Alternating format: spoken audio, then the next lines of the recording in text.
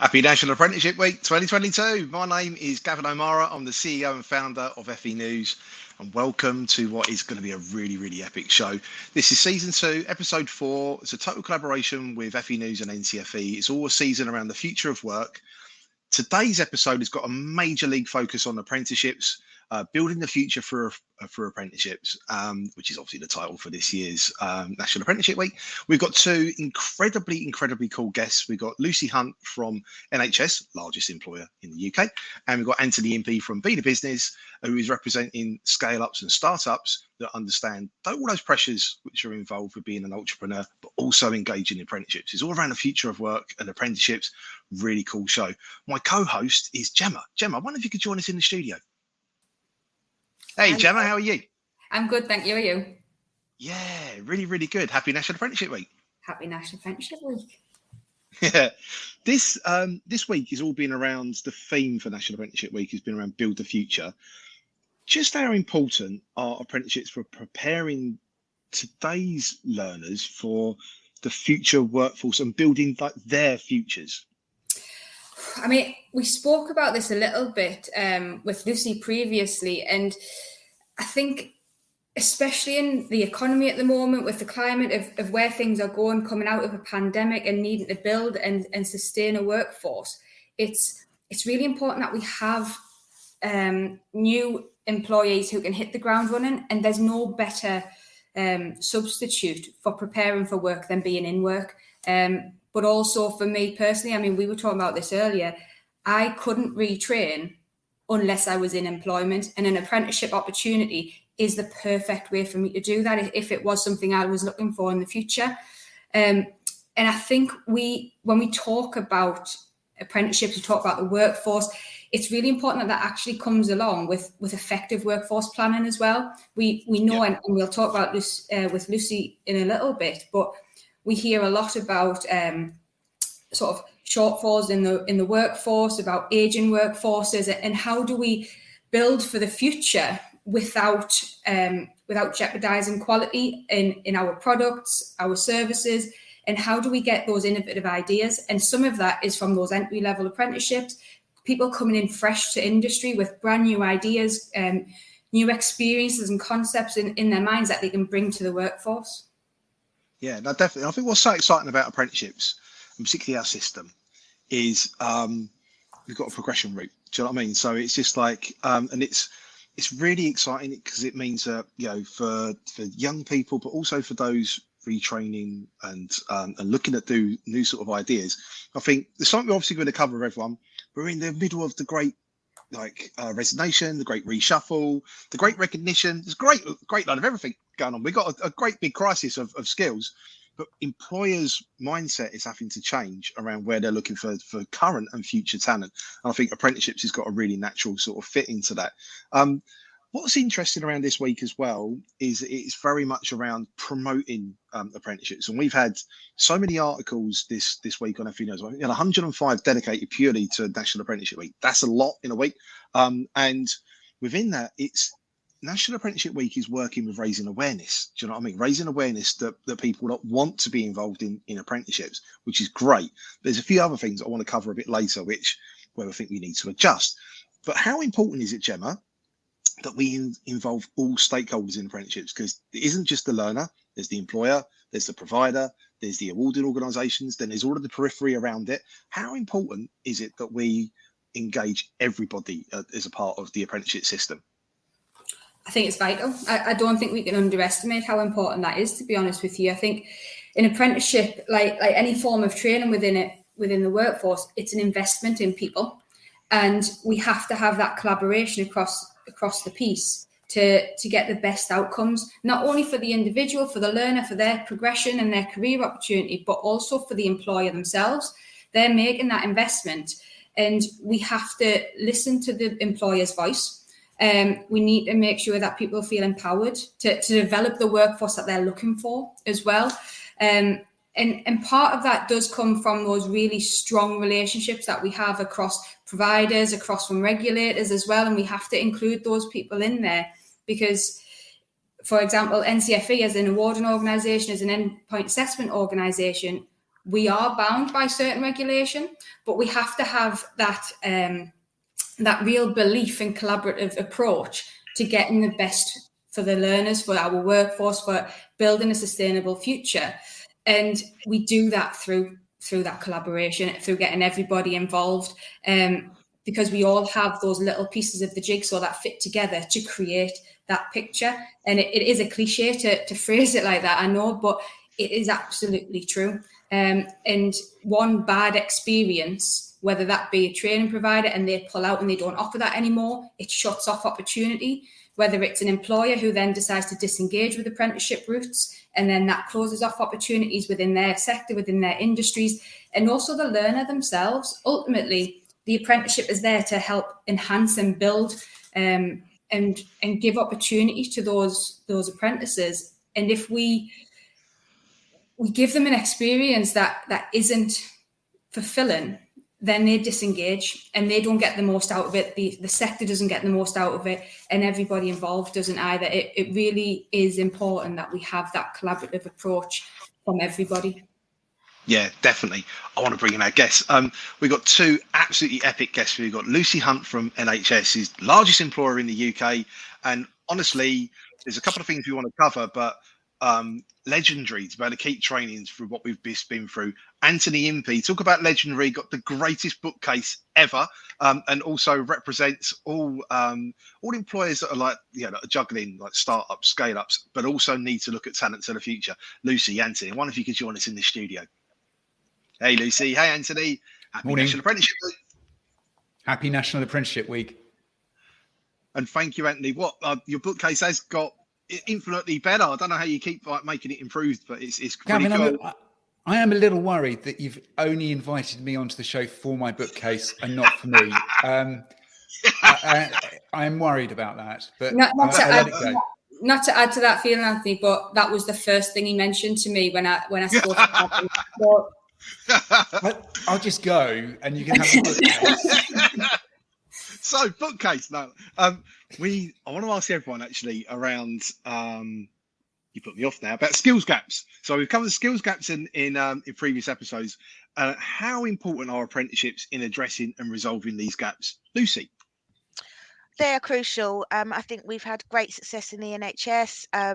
It's a way to attract new talent, but it's also a fantastic way to develop the existing workforce and give them opportunities that they would never have had before.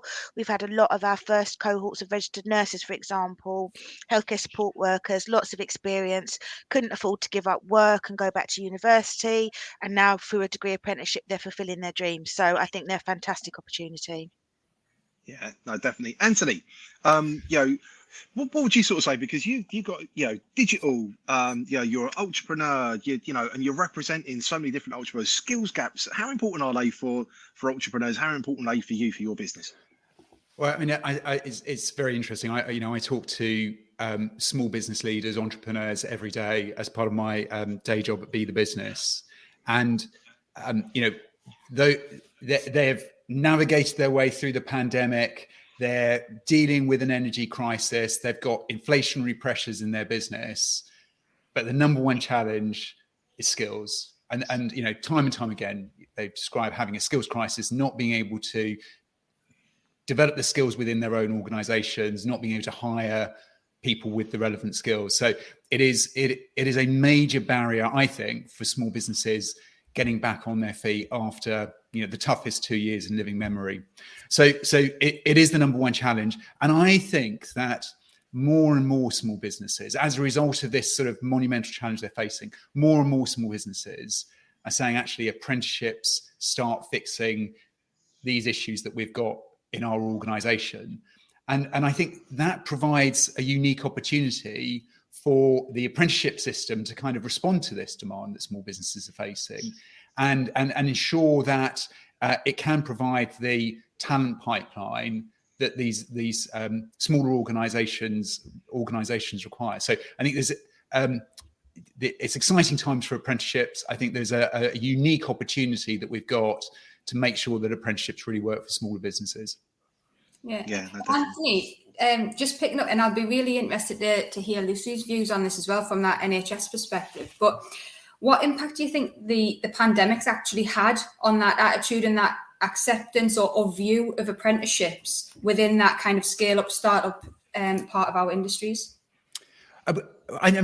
Interestingly, I think the pandemic has kind of changed everything, and I think that's part of this opportunity that we've now got. I think we've seen small businesses innovate their business models. They've embraced technology in ways that they hadn't done 2 years ago. We've seen this huge acceleration of the use of technology by smaller businesses, and I think all that creates a momentum that means that businesses, actually of all shapes and sizes, are prepared to try new things in order to help their organizations work better. So I think the pandemic has, while it has had a terrible impact on people's lives, and a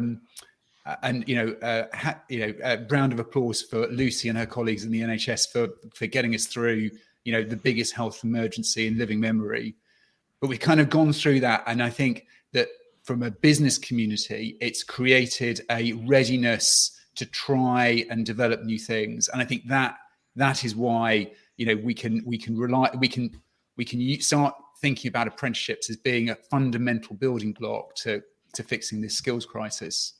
Yeah, I think that's probably a really good point, actually, and it's how do we make the most of that opportunity that's come to us out of such a horrific incident like a pandemic, but that willingness to try new things, as you've said, it's how do we capture that opportunity, I suppose. And Lucy, from your point of view within the NHS, obviously on the front line, you don't get any more on a front line than in the NHS through that pandemic.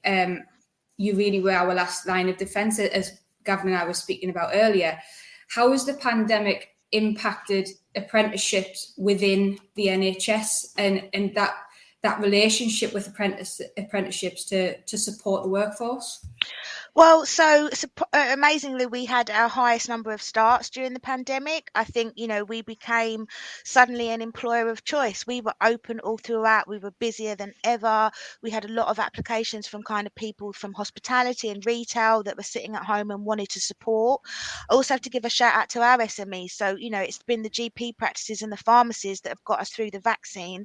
They've been busier than ever. They've been, really having to prioritise getting that done for us. So, yes, we've got the huge NHS trust, but I don't want to overlook the support that we've had from primary care employers, and they are SMEs. But I also think, for us, we just need to build on that. It's National Apprenticeship Week. The engagement that I've had with young people in schools, they are now looking at the NHS as an option, and previously they might not have even considered it before they were clapping on their doorsteps, but now they're actually, oh, I could do finance, I could do IT, I could do digital. The events I've done this week, the interest from young people is that they are seeing us with fresh eyes, and I think that's a really fantastic opportunity, and we need to make sure we capture that interest and progress those into careers. Yeah, I was just going to say, I think it's interesting. There's kind of a sense of optimism, and I just feel that people are, want to support organisations like the NHS in ways that maybe didn't exist 2 years ago. Yep, definitely. Yeah, and I think it's really important, isn't it, that people see the different opportunities. So for an organisation as large as the NHS, people think NHS, they think medical staff, but as you've said, there are domestic staff, there are finance, there are so many business admin, there are so many logistics. That's the thing, we are the biggest employer, and in most cities in England, we are the biggest employer, but they wouldn't have even considered us pre-pandemic, I wouldn't have thought. So I really do think we've been able to capitalise on that. Now, when we do careers engagement and we talk to young people, it's not just the ones the schools don't want to keep for A-levels. We can speak to hundreds of people at the same time now. And I think that's a really positive change as well, is that they're allowed to make an informed decision. Yes, some may still want to do the traditional route, but if they didn't know about the opportunities for apprenticeships that were available, then they were being denied that. And I think that's been a big game changer over the last couple of years, is that we are getting that access. Yeah, definitely. I want to talk about opportunities and challenges, and I want to sort of join the dots a little bit because I agree. There's BAE wrote a piece earlier this week. It was on FE News. 75% of the young people they've surveyed all want to start an apprenticeship. So it's like National Apprenticeship Week for that purpose has really, really worked. But we've over the space of a week, a lot has happened in just literally before National Apprenticeship Week. We had the Levelling Up white paper last week, which is all around looking at progression opportunities for all. Today we had another announcement on flexi job apprenticeships, which is like a new model for apprenticeships, which is really quite interesting. We've had EPI report today, which is all around looking at disadvantaged young people and looking at how it's more difficult now because of the pandemic for them to go to university. The next natural point of call would be apprenticeships. But there's London Progression Collaboration did an article and a report. We had the piece from there also from their head of research around 72% drop in entry-level apprenticeships. That's for young people, and one of the main things that Anna, who wrote that piece, was, and Anthony, this will be news to your ears, is engaging SMEs. And just before National Apprenticeship Week, the employer incentive is gone. And you think, like, what's that about? And I think it's interesting to have you both here, Anthony and Lucy, because it's both ends of the employer spectrum. Do you know what I mean? It's just like, what are the opportunities and challenges for apprenticeships moving sort of forward? Because there's a lot of other pressures happening around apprenticeships. I think raising awareness, like you said, Lucy, it's increased. People are open to it. We've got the Great Resignation. Employers' heads have moved into different places to be thinking of new ways of talent. And Lucy, like you said, so have staff. What are the opportunities and challenges coming into this next stage of apprenticeships, the future for employers? Anthony. Well, I mean, as you say, look, a lot has happened just in the last 14 days in terms of, some big announcements from government around sort of direction of travel. And maybe I'll sort of start just by sort of talking a bit about the employee incentive and the sort of the rollback of that. So we've got National Apprenticeship Week happening just after the employee incentive, the employer incentive kind of being withdrawn. I suppose I'm a little less concerned about that because actually I think the challenge that smaller businesses have with the apprenticeship system is more to do with how easy it is to navigate the apprenticeship system.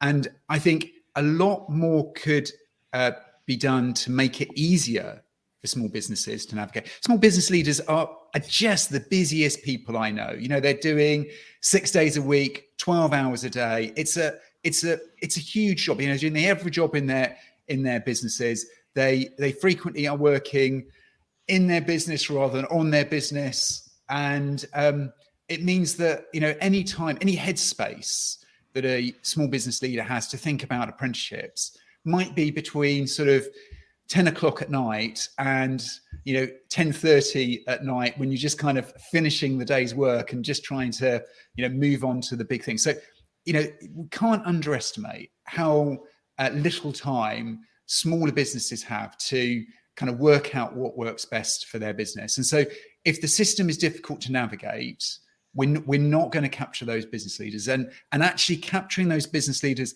is so important, especially if we're going to address big structural challenges in the economy, such as levelling up. And levelling up is so dependent on a vibrant small business community. Big employers and big employers like NHS are always a key stakeholder in the employment landscape in any town or city across the country. But actually underpinning that and underpinning all big businesses is a much larger small business community. There's 5.9 million small businesses in the UK, and if we can equip them with the skills they need, we'll see the kind of economic growth that means that levelling up happens. And it is a process. It's going to be a long process. It's not going to happen over the next couple of years, but it does absolutely require those small businesses to be utterly equipped with the skills that they need in order to drive growth and drive prosperity within their local areas. Lucy, how about for you? That's like really, really good, Anthony, and like really good to be able to get it from a different perspective. But Lucy, like you've been through the biggest challenge in like and pressures from being a large employer. How's it for you? What do you see the opportunities and challenges to be? So, I mean, sticking with Anthony's thing about navigating the system, I think for candidates at the moment, there's so many competing programs. You've got traineeships, you've got Kickstart, you've got Restart, you've got T levels, Prince's Trust. Where do they start? So, I think it's making sure that they can access that careers advice and guidance. And I do think, the Baker Clause, is it still being, mandated as it should? Not necessarily. And I think that's where it is. You need to be having that engagement. We've started doing a lot of work with primary schools because you need to be planting the seeds from that age. The amount of times I sit with 16 to 18 years and, what do you want to do? Don't know. I want to work up London, but if they've been having this careers advice from an earlier stage, they might actually be able to make informed decisions that bit earlier.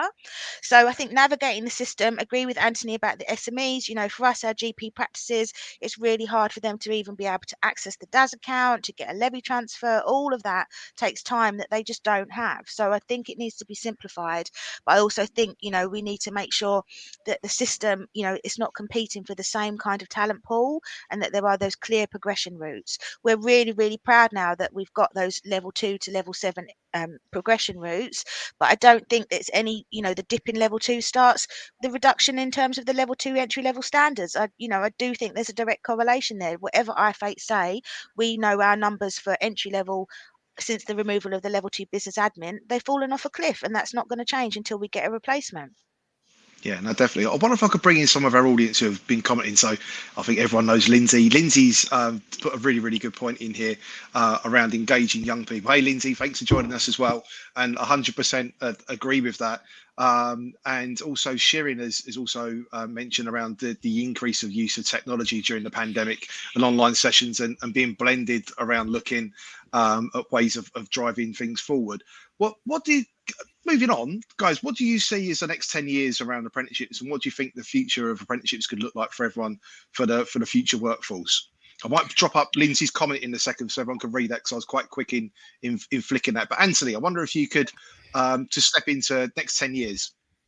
So actually, can I just comment on Lindsay's post, because I think there is clearly a real need to engage young people and to do more. And I was talking to someone earlier this week who described that actually one of the big challenges for young people in schools applying for apprenticeship as opposed to applying for university is that the university application sessions within school is scheduled within class time, but the application session for apprenticeships is in free time.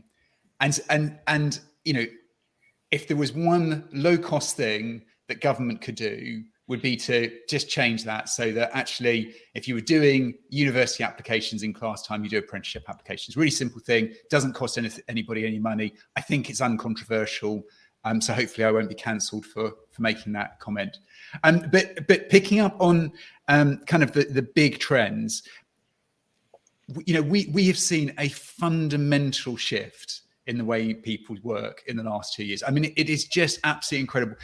We did some research a few weeks ago that looked at a 4-day working week, and 5% of small businesses have already implemented a 4-day working week. 1 out of 5 are thinking about it. Now, I don't imagine for one moment that all organizations are going to switch to a 4-day working week, because it doesn't work for everybody. And so, I'm not advocating or suggesting that that's the case, but I do think it shows how massively the economy has changed and how our approach to work has changed in just 2 years. So, if we're now kind of imagining what things are going to look like in 10 years' time, I think we can imagine some radical changes in the way we work. I look a bit at my own organisation, again, in the last 2 years. 2 years ago, we were a very London-centric organisation, had offices in central London. Most of our team were located within commuting distance of the office. 2 years on, I think, I don't have the absolute data, but roughly half our team is outside of the catchment area of London, is outside of the commuter distance of London, because you know what, we can work really, really well using virtual platforms, and so I don't think as an organisation, we're going to sort of reset to where we were 2 years ago, because that genie is out of the bottle, and we are now moving to a more dispersed workforce. So in 10 years' time, what does that look like? Does that mean that actually organizations become much more virtual, that actually the time you meet up with people is dedicated to collaboration time rather than working in an office at a desk glued to a computer screen full time? I think one other sort of reflection is, I think we're going to move much more to task-based employment rather than full-time employment. I think, the nature of work is changing. I think we've seen how gig economy work has transformed some sectors. And I think that is the best parts of gig economy work. And I appreciate there's lots of bad things, but the best parts of gig economy work, I think, are going to move across the workforce. And that works well for staff and for organizations as well. So I think some big changes on the horizon. We've seen 2 years of massive change. I think that's just going to continue. Yeah, FlexiJob apprenticeship announcements, very interesting. Gig work. Great example. Stuff like that. Lucy, one of you could jump in there. Well, I think we're getting there with what I want to see. The recent UCAS report showing the increased interest for degree apprenticeships, I think that's fantastic. And now, they're aimed to have a one-stop shop for anyone looking to do a degree. So you will see the traditional and the degree apprenticeship at the same time. My concern is, we want to make sure that those from underprivileged and deprived backgrounds are still going to get the same access. I don't want to see, the middle class that would have been able to do the traditional route with their pointy elbows knocking out those that we want the apprenticeship to be for. So I do think that's something we need to make sure happens. Agree with Anthony, we have worked harder than ever in terms of now being on screen. We've got past the IT firewall issues. I'm never going to be getting the 5 o'clock train to Manchester for an hour again anymore, but we can have back to back and we can have a much wider reach. But I think, for me, it's that parity of esteem. All the National Apprenticeship Weeks events I've done this week is, I'm stressing it's not for those that are not academic. That used to be a myth, didn't it? It was just plumbers and hairdressers and, not for those that are academic. And that's not true. If you want to do an apprenticeship, you're going to be working full time and doing qualification. That takes a lot. So I don't think we should, not highlight how important that is. But I think that parity, I think we're getting there. It's no longer seen as the second cousin or the lesser route. And I think we just need to continue to build on that. Yeah, definitely. I wonder if I could bring in some of our audience. We had absolutely loads of comments, so everyone's loving this today.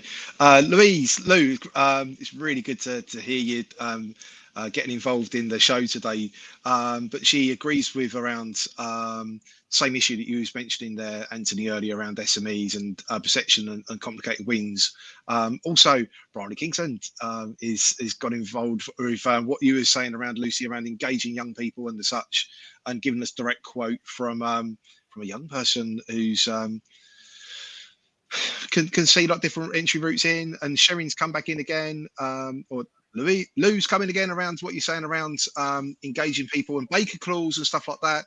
And Sherry has come in again. So many messages. I can't bring them all in. Everyone's really loving it. But I think it's really, really interesting. The audience is agreeing, engaging, seeing exactly the same thing as you guys. If I can ask, we're nearly at time. We're totally at time. I can't believe this scratched the surface. If you could dream big, what would you want to see for the future of work and the future of apprenticeships? Gemma, what would you want to see? If I'm honest, I think it's everything that Anthony and Lucy said. I think it's about that parity of esteem, that accessibility and growing and evolving to make sure that people are seeing apprenticeships as an equal, but also that we're supporting young people. As some of the comments that have just come in have pointed out, we need to support young people to understand it's okay not to go to college, not to go to university. It doesn't mean you won't get to where you want to be. It's just you're going to follow a different path. So for me, what I want to see is exactly what Lucy and Anthony have said, is building on what's already started, but making sure we don't lose sight of the people that we're trying to capture through apprenticeships as well. Yeah. Anthony, you could dream big. What would you want to see?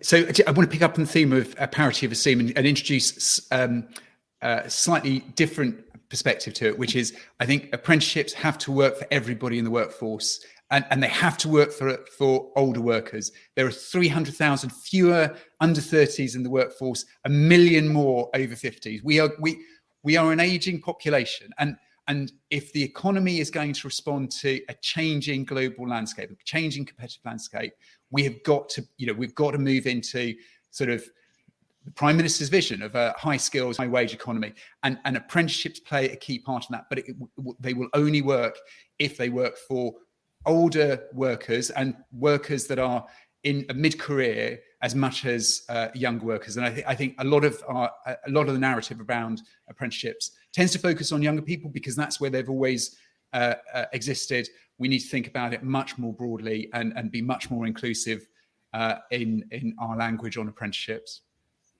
Lucy, what would you want to see if you could dream big?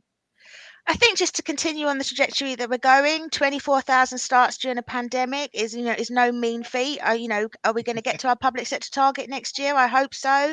But just to continue that with the engagement, with the excitement around it, I'm buzzing this week from the young people that I've been allowed to speak to, and you can see that light bulb moment when they're like, "Oh, I'd never thought of this before."